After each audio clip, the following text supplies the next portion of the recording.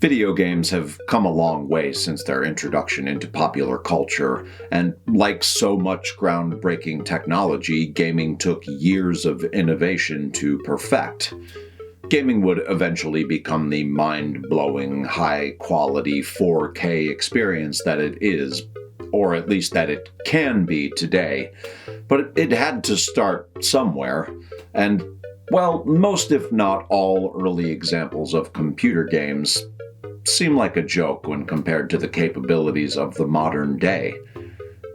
Unfortunately, every Stephen King-related video game to ever see release came to fruition during that early era of gaming, and to say that they haven't aged well would be a gross understatement.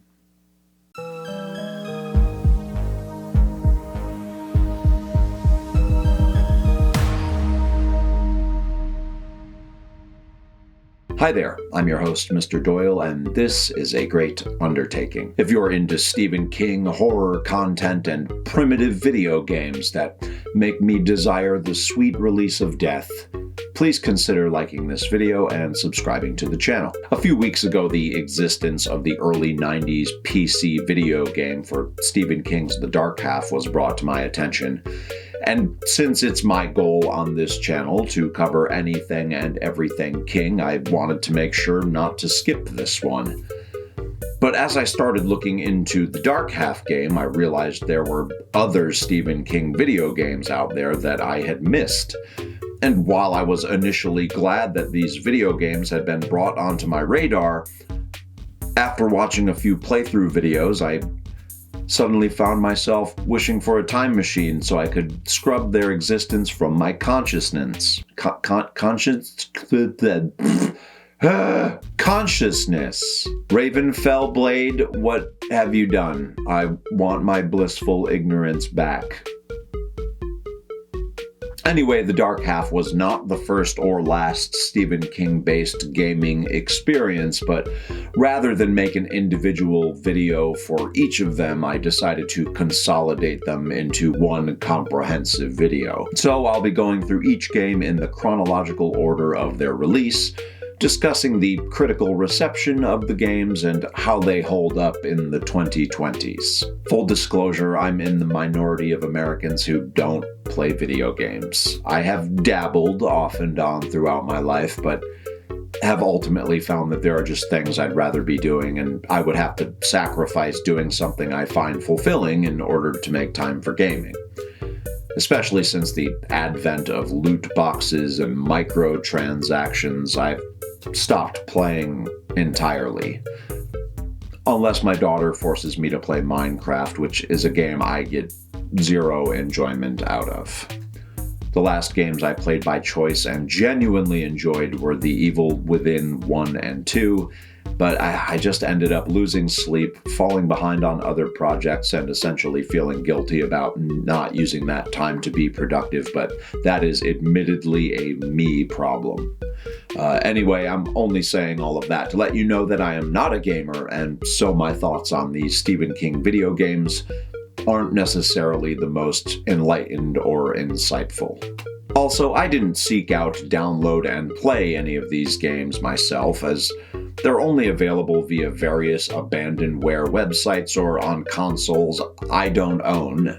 And having watched the game playthroughs that already exist on YouTube, I decided to spare myself the hard drive space, the potential infectious computer viruses, and the mind-numbing experiences that would likely have resulted from actually trying to play these friggin' things. Alright, let's dig into the Stephen King gaming universe. The Mist, 1985. Text adventure game. When I first read about this game, I didn't entirely understand what a text adventure was, or at least I didn't think I understood. It wasn't until I found a playthrough video that I discovered with dawning horror that it was exactly what I had imagined it would be.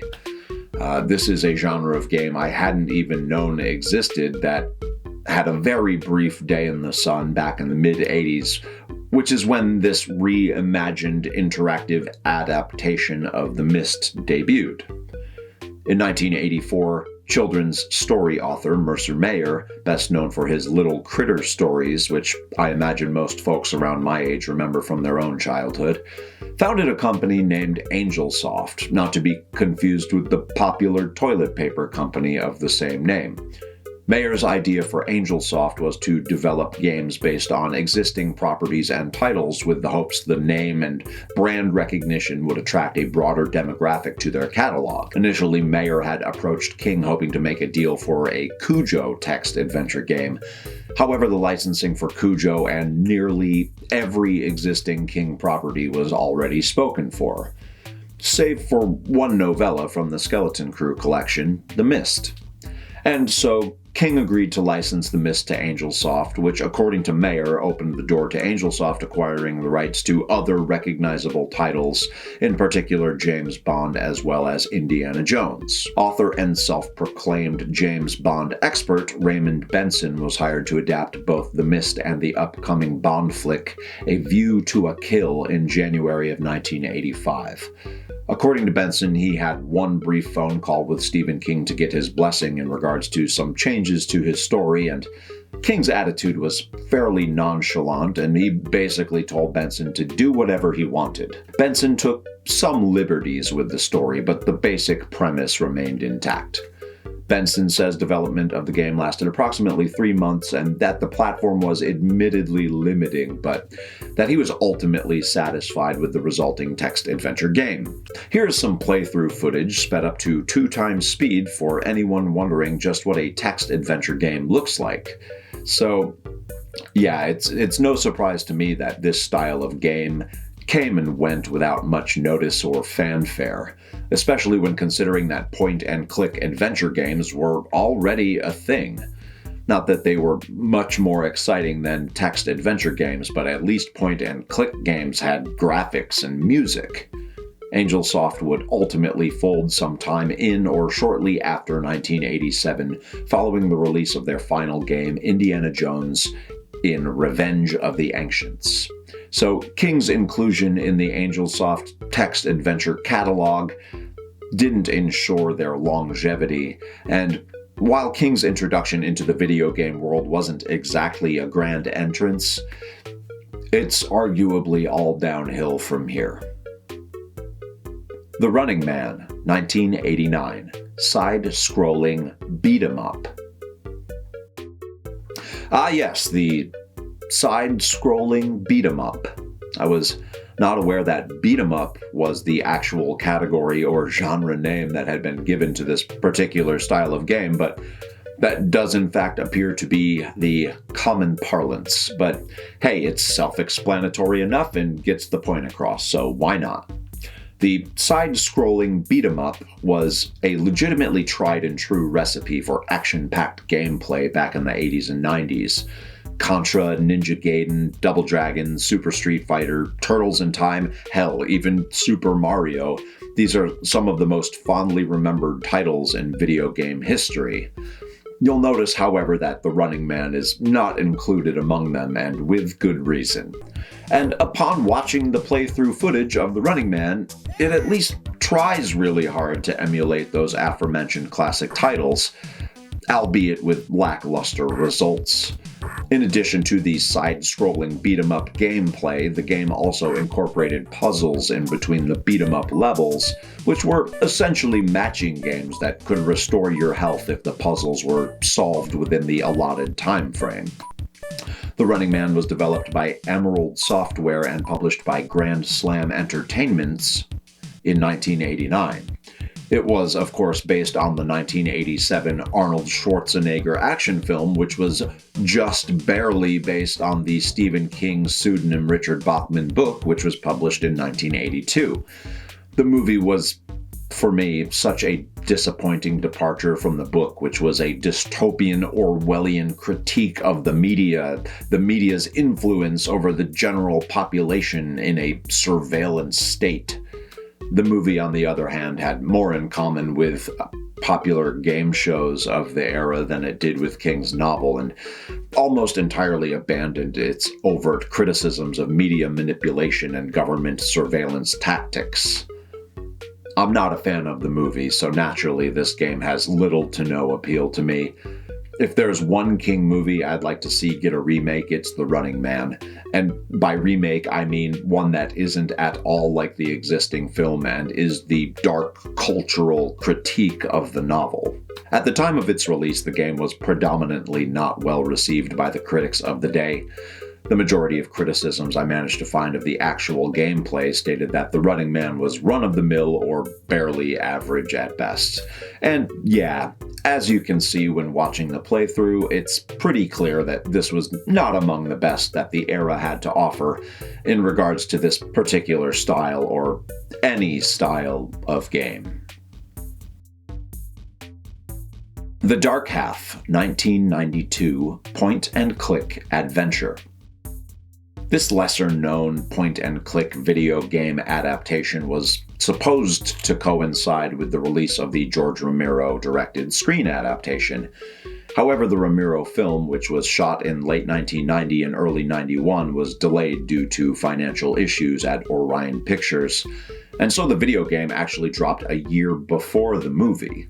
So the plan was initially that the game and movie dropping simultaneously would help to bolster the success of both projects, but instead both would be resounding flops. In the game, you control the lead protagonist of King's story, Thad Beaumont, and the storyline, while very much abridged and pared down, follows the basic beats of the novel and film. The game portrays Thad, his wife Liz, and Thad's stalker pseudonym George Stark as the actors from the film, but removes the infant Beaumont twins entirely and replaces Sheriff Alan Pangborn with two generic cops.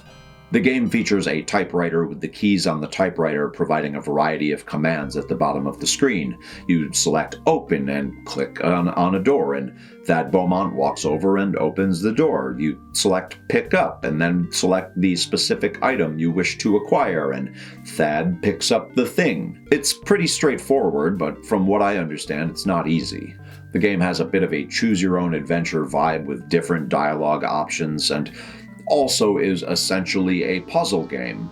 If you miss just one hidden item, select the incorrect dialogue, or don't perform the tasks in just the right order with the appropriate items in your inventory, you have to start from your last save point, which seems to have caused quite a bit of grief among the gaming community of the era, with the resounding sentiment surrounding the game being a warning to save often or be prepared to repeat dozens of steps to get back to where you left off. The overall, seemingly unanimous consensus within the gamer community upon its release was that The Dark Half was one of, if not the, worst point-and-click adventure video games of all time.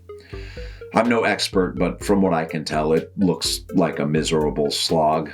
I watched an entire playthrough at double speed after I realized that even sitting through 30 minutes of this game was 30 minutes too many. The Lawn Mower Man, 1993 side-scrolling shooter.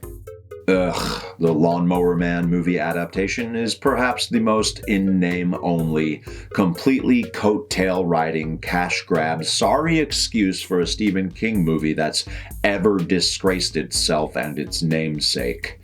So, it makes sense that its video game adaptation would also be complete and utter shit. Surprisingly, however, the game seems to have rated higher than any of its predecessors. The Lawn Mower Man was initially released as an interactive movie on PC and Sega CD before seeing release for multiple consoles including Super Nintendo and Game Boy, among others. Apparently this video game picks up where the movie left off, but since I never made it to the end of the movie because it was insufferably bad, I don't know where or how it ended. Anyway, the game is broken up into a few different levels or zones, some of which are side-scrolling shooters, which, as I'm sure you figured out, is like a side-scrolling beat-em-up, except you've got a gun this time. Not every level uses this format, however, and in some levels they use a first-person try not to run into a wall-em-up. There are some puzzles thrown in for good measure, and some levels where you're flying and shooting your way through a VR obstacle course, as well as some bird's eye view drive and shoot levels that are reminiscent of Spy Hunter. As much as I hate to admit it, this game looks like the best of the bunch. A bar that is so subterraneanly low and virtually impossible not to clear that the Lawn Mower Man, despite having no real Stephen King credentials to speak of, appears to have snuck over seemingly by simply managing to suck less than the King video game adaptations that preceded it. But that's not really fair to the game. If you go into the comments section of the playthrough videos for this game, the comments are overwhelmingly positive. I mean, I couldn't find one negative comment among them. Although the vast majority of them are clearly from elder statesmen gamer geeks who are deeply mining the caverns of their nostalgic biases, these folks absolutely loved and apparently still love this game. Frankly, I didn't play many video games growing up, but I get it. Hell, I'll always have a soft spot for Emmett Otter's Jug Band Christmas and the joys of throwing rocks into a river, both of which are likely mind-numbing and painfully boring experiences for anyone who was playing the Lawn Mower Man back in the 90s. But while the Lawn Mower Man was the last King-adjacent video game to come out in the 90s, there was one more King-related gaming experience to come to fruition in the following decade that is arguably the most low-effort cash grab of them all. Stephen King's F-13, 2000. 3 PC mini-games. First of all, I want to say that I applaud Stephen King for at least trying to embrace the rapidly evolving technologies of the early 2000s. King published what is considered to be the first ever mass-market ebook in the year 2000 with Riding the Bullet, which was available to download for only $2.50. That same year, he did a 6-installment ebook entitled The Plant that could be purchased from his website using the Name Your Price model, which would eventually be adopted by other authors as well as recording artists. King was ahead of the curve when it came to the early embrace of ebooks and internet technology. He could see the writing on the wall, and he tried to get on board rather than uselessly fight against the inevitable changes to the way media would be purchased and consumed. Alas, not all of his efforts to embrace evolving tech were resounding successes, but that doesn't mean they weren't important or innovative. Before Riding the Bullet and The Plant in January of 2000, Stephen King would release a CD-ROM multimedia experience entitled Stephen King's F-13. Consisting of screensavers, desktop backgrounds, spooky sound effects, the novella Everything's Eventual, and 3 generic time-waster video games that were entirely unrelated to Stephen King and his artistic output. F-13 was unlike anything the world had seen before, though. At the time of its release, F-13 was the only way to read the Everything's Eventual novella, and the story was the centerpiece and main selling point of the disc. The story would, of course, go on to be included in the collection of short stories and novellas, also entitled Everything's Eventual, in March of 2002. I won't spend too much time on the disc's other features, but the screensavers, desktop backgrounds, and bumps and thumps sound effects that could be used to replace the standard operating system were fun, but also pretty silly. As for the 3 mini-games which were included on the disc, I'd be surprised if anyone played any of these games more than once. The games were entitled No Swimming, Bug Splat, and Whack a Zombie, and they're the most repetitive of the drag-and-drop point-and-click variety. In No Swimming, you drop animals into piranha-filled waters. In Bug Splat, you kill as many bugs as you can, and in Whack a Zombie, you whack mostly skeletons popping up out of graves, but there are some other ghouls and maybe zombies too. So while none of these games were groundbreaking or what might be considered quality gaming experiences, The games were never the focus and were just add-ons to complement and incentivize people to purchase the Everything's eventual novella on this brave new format.